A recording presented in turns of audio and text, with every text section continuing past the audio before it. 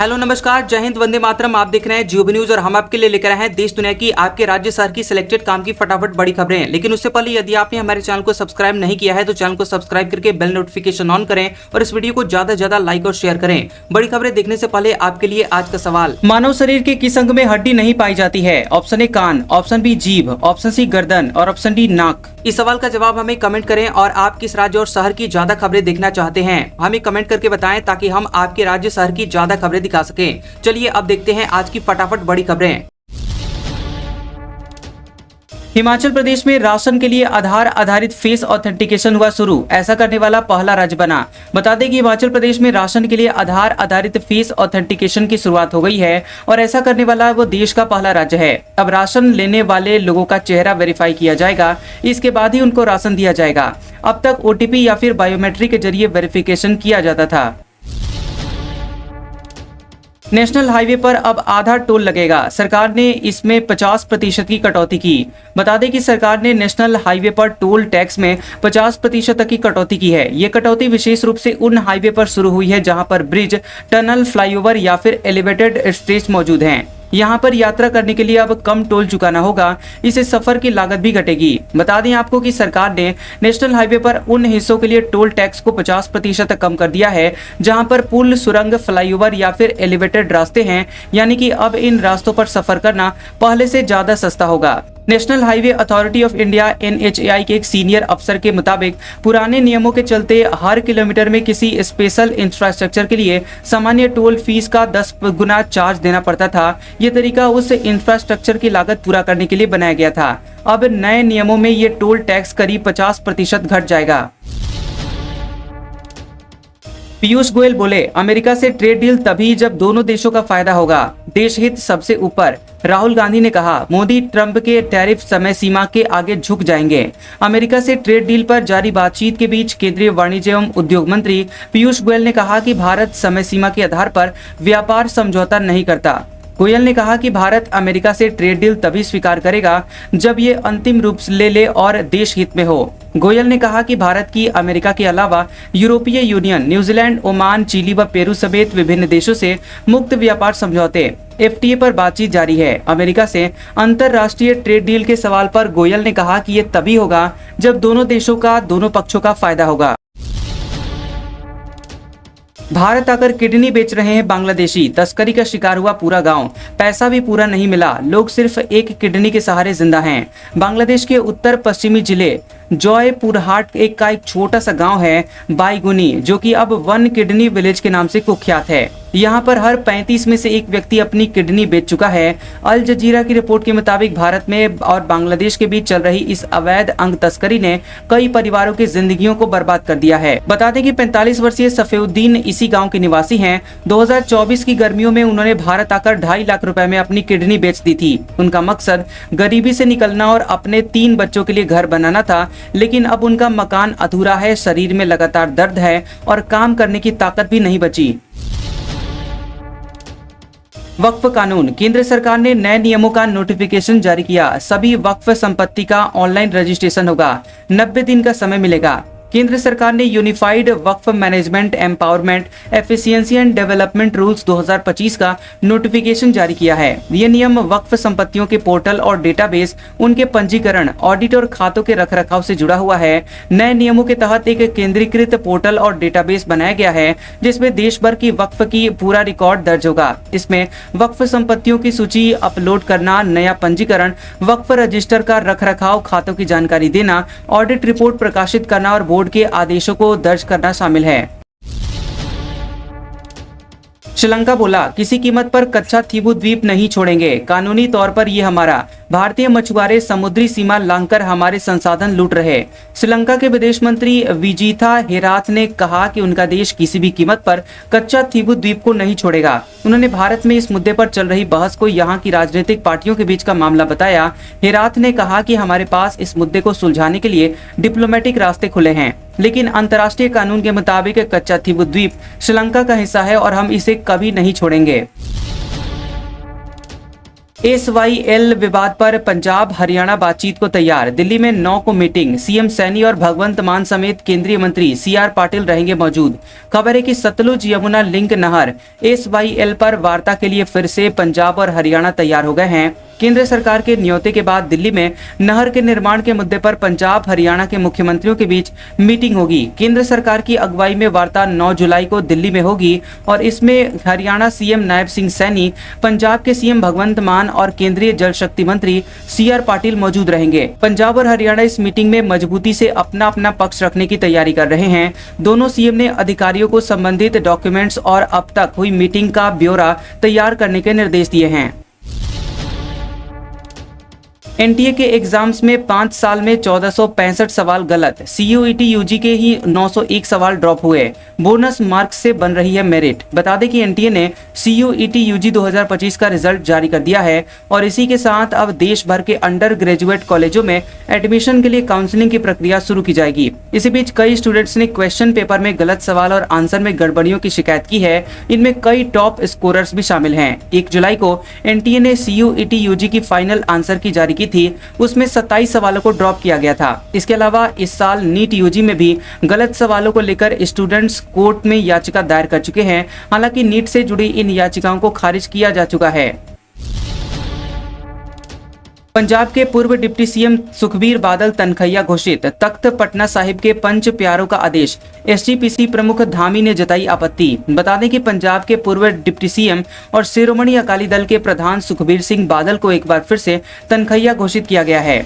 तख्त श्री हरिमंदिर जी पटना साहिब से ये आदेश जारी किया गया। आदेश में कहा गया है कि सुखबीर बादल को 2 बार अपना स्पष्टीकरण देने के लिए तलब किया गया था, लेकिन वो वहां नहीं पहुंचे। इसके बाद ये फैसला लिया गया। वहीं इस मामले में SGPC प्रमुख एडवोकेट हरजिंदर सिंह धामी ने आपत्ति जताई। उन्होंने इसे पंथक परंपराओं और अखंडता के खिलाफ बताया। बता दें कि तख्त श्री हरमंदिर जी पटना साहिब के फैसले के मुताबिक सुखबीर बादल ने सिद्धांतों, मर्यादाओं और पंच प्यारों के आदेशों का उल्लंघन किया।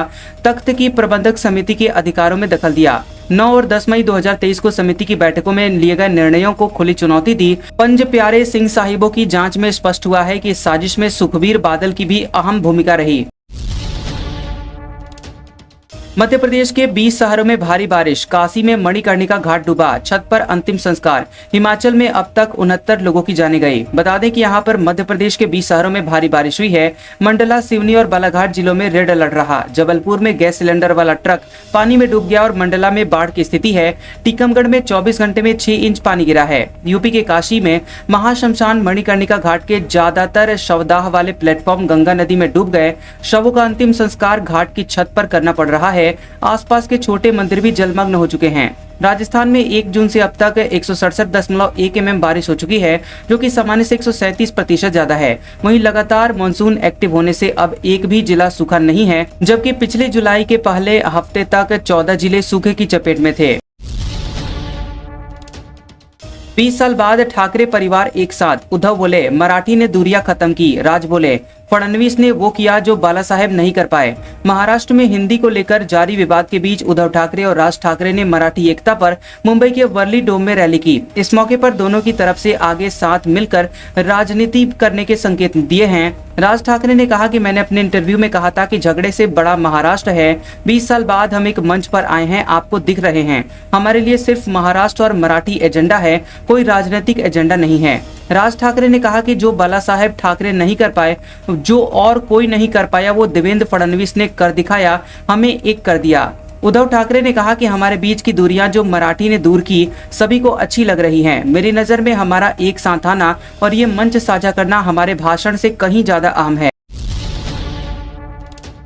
उद्धव और राज ठाकरे ने कहा हिंदी थोपना बर्दाश्त नहीं। 48 मिनट के भाषण में दोनों बोले अगर मराठी के लिए लड़ना गुंडागर्दी है तो हम गुंडे हैं। महाराष्ट्र में हिंदी को लेकर जारी विवाद के बीच उद्धव ठाकरे और राज ठाकरे ने मराठी एकता पर मुंबई के वर्ली सभागार में रैली की।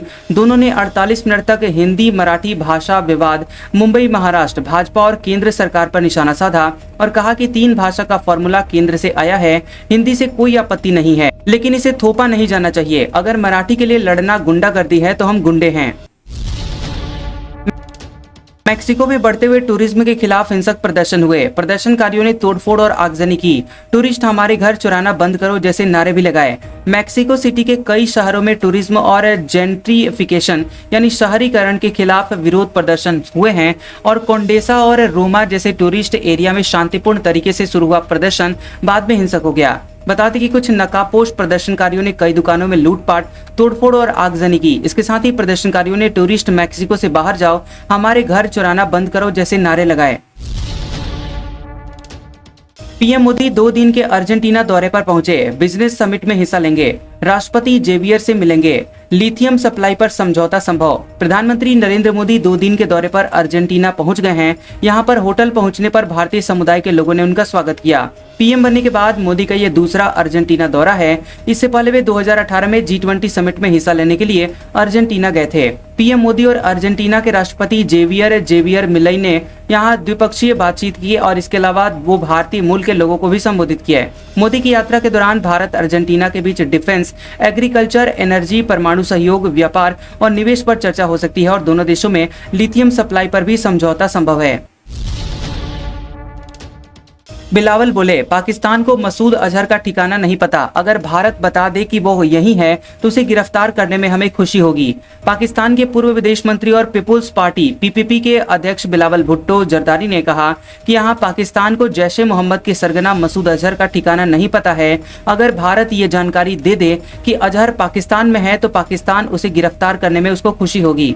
मसूद अजहर भारत में 2001 के संसद हमले, 26/11 मुंबई हमले, 2016 के पठानकोट हमले और 2019 के पुलवामा हमले जैसे कई आतंकवादी हमलों में शामिल रहा है। संयुक्त राष्ट्र ने उसे 2019 में ग्लोबल टेररिस्ट घोषित किया था। अल जजीरा को दिए गए एक इंटरव्यू में बिलावल ने कहा कि लश्कर ए तैयबा के सरगना हाफिज सईद आजाद नहीं है। ये गलत है कि हाफिज सईद आजाद है, वह पाकिस्तानी हिरासत में है।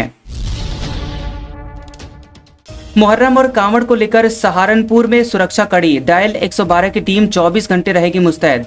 एसएसपी ने दिए विशेष निर्देश। बता दें कि सहारनपुर में मुहर्रम और कांवड़ यात्रा को देखते हुए पुलिस प्रशासन ने सुरक्षा के कड़े इंतजाम किए हैं। रिजर्व पुलिस लाइंस के जिला प्रशिक्षण इकाई में एसएसपी की अध्यक्षता में डायल 112 के अधिकारियों और कर्मचारियों की गोष्ठी हुई। एसएसपी ने डायल 112 की टीम को 24 घंटे मुस्तैद रहने के निर्देश दिए हैं। उन्होंने कहा कि किसी भी सूचना पर तुरंत कार्रवाई की जाए। डायल 112 को प्रदेश की सबसे तेज सेवा बताते हुए उन्होंने कहा कि इसकी जिम्मेदारी सिर्फ रिस्पांस तक सीमित नहीं है, शांति और सुरक्षा सुनिश्चित करना भी इसका दायित्व है। गंगा के जलस्तर में प्रति घंटे 4 सेंटीमीटर की वृद्धि। बिहार के बक्सर में कटाव से प्रभावित इलाकों का डीएम ने किया दौरा। एनडीआरएफ और एसडीआरएफ की टीम अलर्ट मोड में। बता दें कि बक्सर में गंगा नदी के जलस्तर में पिछले 2-3 दिन से निरंतर वृद्धि दर्ज की जा रही है। इसको लेकर जल शक्ति विभाग के जेई विशाल गुप्ता ने बताया कि प्रति घंटे जलस्तर में 4 सेंटीमीटर की बढ़ोतरी हो रही है। वर्तमान में जलस्तर चेतावनी बिंदु से 7 मीटर नीचे है। स्थिति की गंभीरता को देखते हुए जिलाधिकारी डॉक्टर विद्यानंद सिंह ने डुमराव एसडीएम राकेश कुमार और बाढ़ नियंत्रण मंडल के कार्यपालक अभियंता के साथ प्रभावित क्षेत्रों का दौरा किया। मैनहोल एम्बुलेंस की सुविधा देने वाला पहला शहर बना पटना। कॉल करते ही लोकेशन पर पहुंचेगी गाड़ी। पटना के 75 वार्ड में मैनहोल की तत्काल रिपेयरिंग होगी। बता दें कि बिहार के पटना नगर निगम मैनहोल एम्बुलेंस की शुरुआत कर रही है और ये गाड़ी शहर के सभी 75 वार्डों में टूटे फूटे और खुले मैनहोल की समस्याओं को दूर करेगी। इस एम्बुलेंस में मैनहोल रिपेयर करने वाली टीम प्री फैब मैनहोल के ढक्कन और अन्य सामग्री रहेगी जो कि संबंधित लोकेशन पर पहुंच के तुरंत ही समस्या को दूर करेगी। मैनहोल की मरम्मती के लिए ऐसा प्रयोग करने वाला पटना देश भर में पहला शहर है। पटना नगर निगम द्वारा वेस्ट टू वंडर के तर्ज पर ये मैनहोल एम्बुलेंस निगम की ही पुरानी और बेकार पड़ी हुई गाड़ियों का इस्तेमाल करके तैयार किया गया है। कबाड़ पड़ी गाड़ियों को इस्तेमाल कर सभी अंचल के लिए 6 गाड़ियों का निर्माण किया गया है। इससे पहले भी निगम की बेकार गाड़ियों से पिंक टॉयलेट और लू कैफे बनाए गए हैं। पुलिस व्यवहार पर जनता दे सकेगी ऑनलाइन फीडबैक। नर्मदापुरम समेत प्रदेश के सभी थानों में लगेंगे QR कोड, स्कैन कर दे सकेंगे प्रतिक्रिया। प्रदेश भर के थानों में आम जनता अब पुलिस कर्मियों के व्यवहार और थाने के अनुभव पर सीधे ऑनलाइन फीडबैक दे सकेगी। इसके लिए थानों में QR कोड लगाए जाएंगे, जिन्हें स्कैन कर नागरिक अपने अनुभव साझा करेंगे। पुलिस मुख्यालय से जारी आदेश के मुताबिक थानों में किसी खुले स्थान पर QR कोड लगाया जाएगा। वहीं शिकायतकर्ता या फिर कोई आम नागरिक इसे स्कैन कर ये बता सकेगा कि थाने में उसके साथ कैसा व्यवहार हुआ है, पुलिस अधिकारी या कर्मियों ने समस्या ठीक से सुनी है या नहीं, इसका भी जिक्र फीडबैक में किया जा सकेगा। नर्मदापुरम SP डॉक्टर गुरुकरण सिंह ने बताया कि जिले के सभी 19 थानों और पुलिस चौकियों में ये व्यवस्था लागू की जाएगी। प्रत्येक स्थान पर फीडबैक स्कैन बारकोड लगाया जाएगा। नीरव मोदी का भाई अमेरिका में अरेस्ट हुआ। निहाल पर PNB घोटाले के सबूत मिटाने का आरोप। ED CBI ने प्रत्यर्पण की अपील की थी। PNB घोटाले के आरोपी नीरव मोदी के भाई निहाल मोदी को अमेरिका में गिरफ्तार कर लिया गया है। अधिकारियों ने बताया कि यह गिरफ्तारी 4 जुलाई को की गई है। वहीं भारत के प्रवर्तन निदेशालय ED और केंद्रीय जांच ब्यूरो CBI ने निहाल के प्रत्यर्पण की अपील की थी। निहाल की जमानत पर सुनवाई 17 जुलाई को national district of Honolulu NDOH में होगी। अमेरिकी न्याय विभाग ने इस गिरफ्तारी की पुष्टि की है। आज का सुविचार, बुरा वक्त भी हमें कुछ नया सिखा जाता है, कुछ नया नहीं तो हमें अपने और पराई की पहचान तो करा ही जाता है। कैसा लगा ये वीडियो हमें कमेंट सेक्शन में जरूर बताएं। वीडियो पसंद आया हो तो वीडियो को लाइक और शेयर करें और ऐसी इंटरेस्टिंग वीडियोस देखने के लिए हमारे चैनल GOB न्यूज को सब्सक्राइब करें और बेल आइकॉन को दबाएं। और हमारे ओल्ड और लेटेस्ट वीडियोस देखने के लिए हमारे प्लेलिस्ट और कम्युनिटी टैब को जरूर चेक करें। तो मिलते हैं अगले वीडियो में, तब तक के लिए आपका शुक्रिया।